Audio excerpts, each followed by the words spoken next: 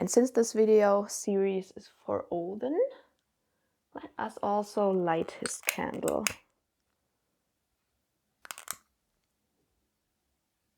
Hi, my name is Bente, I'm the Norse Witch, and welcome to the first video in a series on the runes.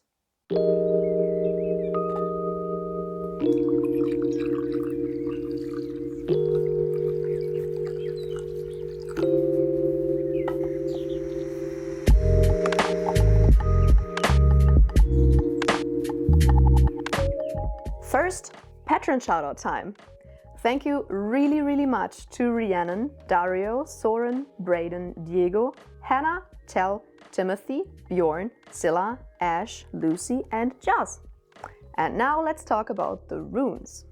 So as I mentioned already, this is the first video in a series that I will film on the runes. I don't know yet how many videos exactly it will be, but we will start today with some general information about the runes. Then the next video will be on the history of the runes and the theories on their origin, which I personally think is really interesting. Then we will get into the runes themselves, their meanings, what they symbolize, etc.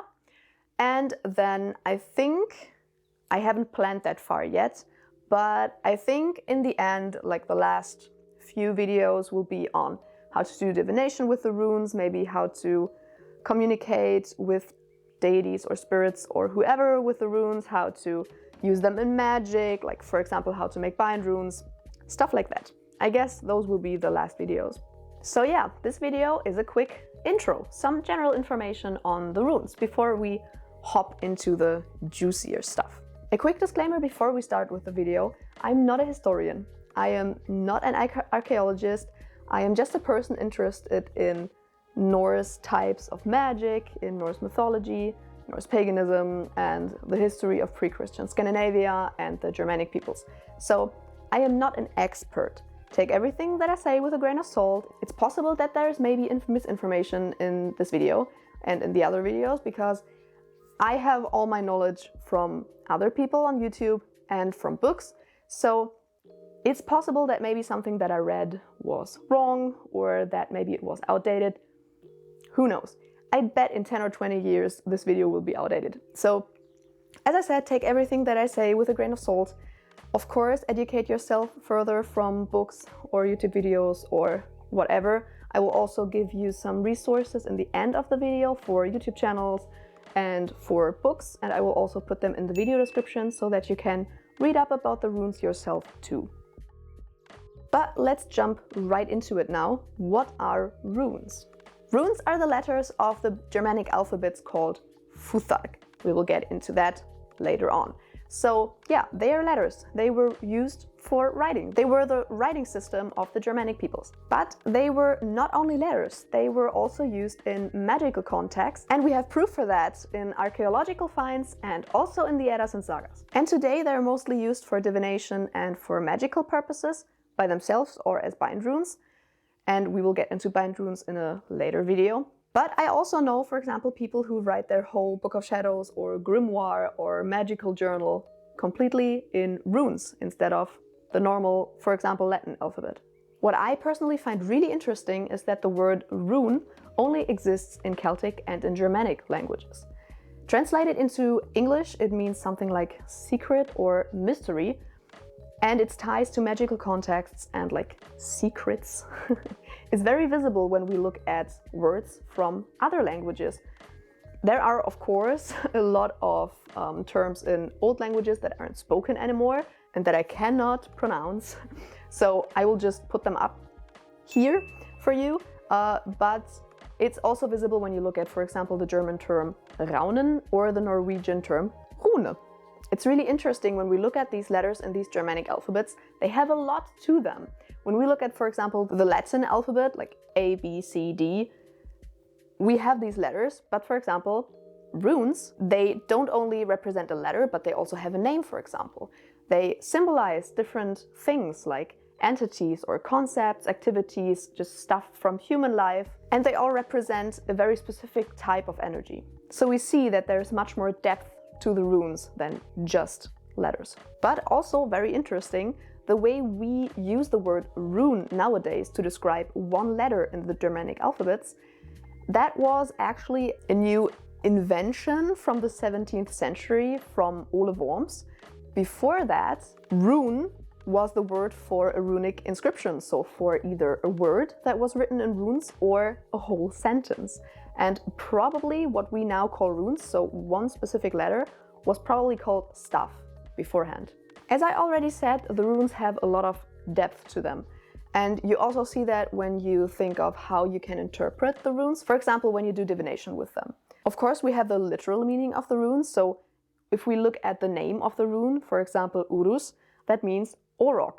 That's just a big wild animal. But we can also look at the runes in a more metaphorical way.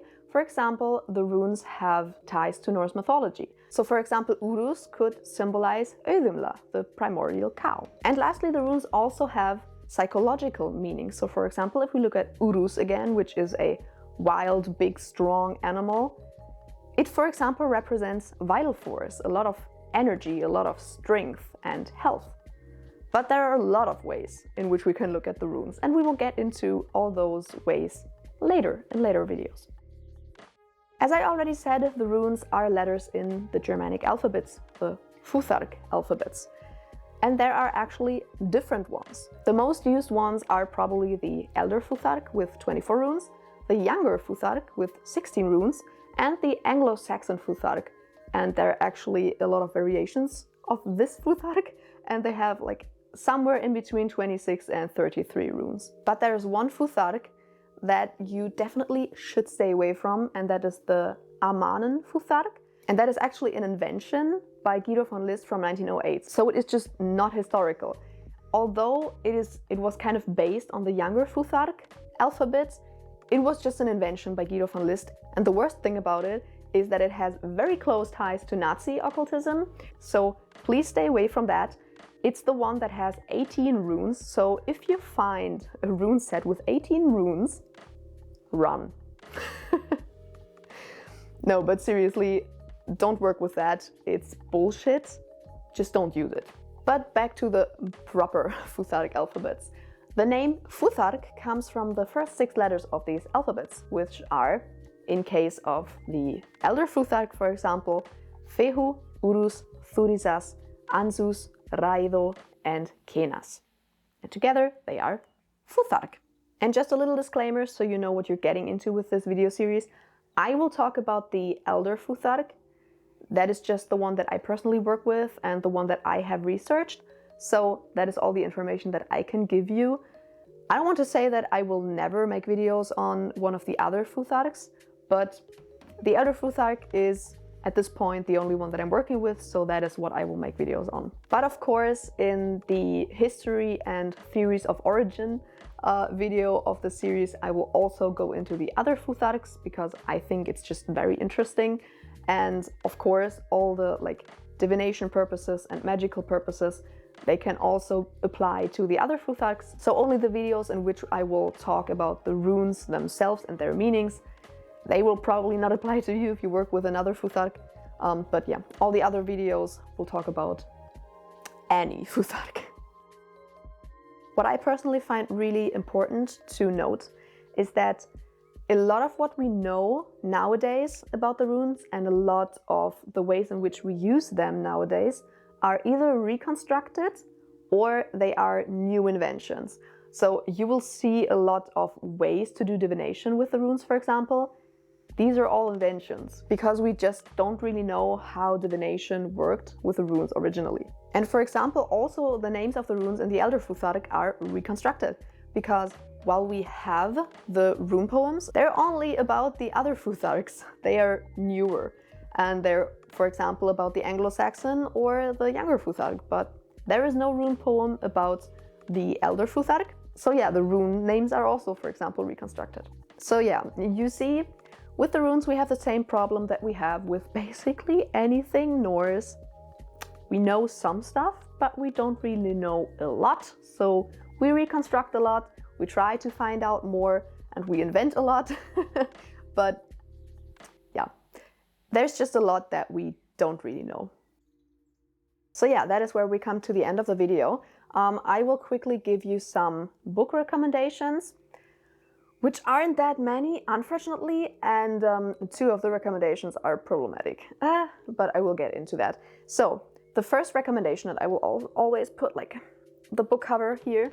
The first recommendation is definitely Norse Magick by Gunivotus Goos. In German it's called Germanische Magie, and in German it has a really new edition, which I loved. It was thick, it was like over 600 pages, basically just on the runes. A lot of historical and archaeological information, so I found that really great. I think the English version is the older version, so I don't know if everything that was in the newer German version is also in there, because it was like revisited and reworked. So I don't know if it will be as good as the new German version, which I read, but still a recommendation. Another recommendation for a book is sadly only in German, I think, and that is Ruf der Runen by Igor Vanek. It's a smaller book, it's maybe like, I don't know, about 200 pages, but I personally found it really good. If you're German, then go get that book maybe. Because the last two recommendations, unfortunately, I wouldn't recommend buying new because these people don't deserve your money. And my camera cut me off. Where were we? Book recommendations, I think. Yeah, I think I already talked about Norse Magick by Gunivotus Goos and Ruf der Runen by Igor Vanek. And then we come into two problematic authors, unfortunately. The first one is Northern Mysteries and Magic by Freya Aswin. I personally found that book really good, but as I said, she's a problematic author. She was actually kicked out of the trough for being like a bigot and a racist, and I think she publicly posted Islamophobic stuff on either Facebook or Twitter, I don't remember, but definitely not a good person, so she doesn't deserve your money. So if you want to buy her book, which fair, please buy it secondhand so that she does not get your money.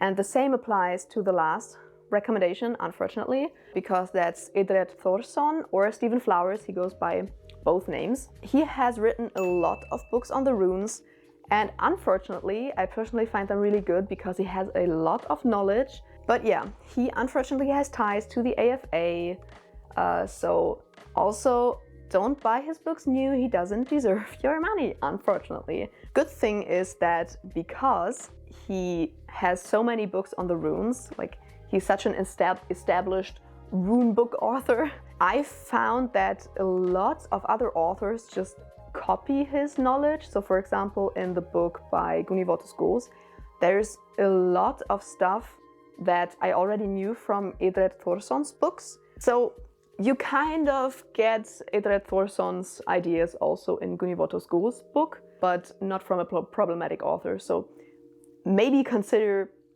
just buying that other book. And of course, there are also YouTube recommendations on the runes. The first one is, of course, Jackson Crawford. I bet a lot of you know of him already. And the second one is Arith Herga. I hope I'm pronouncing his name correctly. If not, I'm sorry. But yeah, they're both extremely knowledgeable, so I wholeheartedly recommend them. And then lastly, of course, makes sense to just read the rune poems, especially if you work with one of the alphabets that they are about.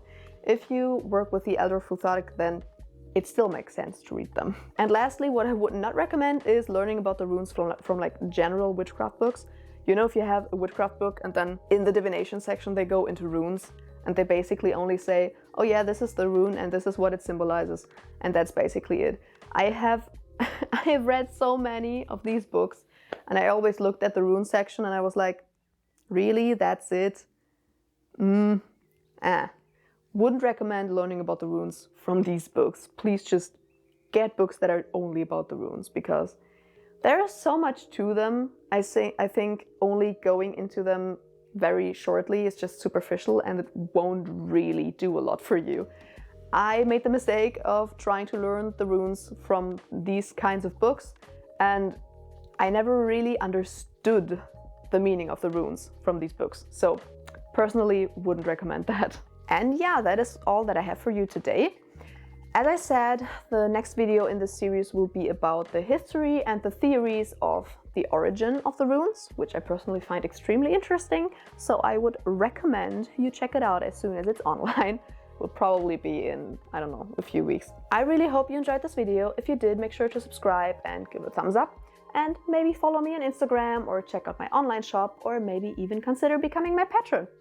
And I will see you in the next video. Bye!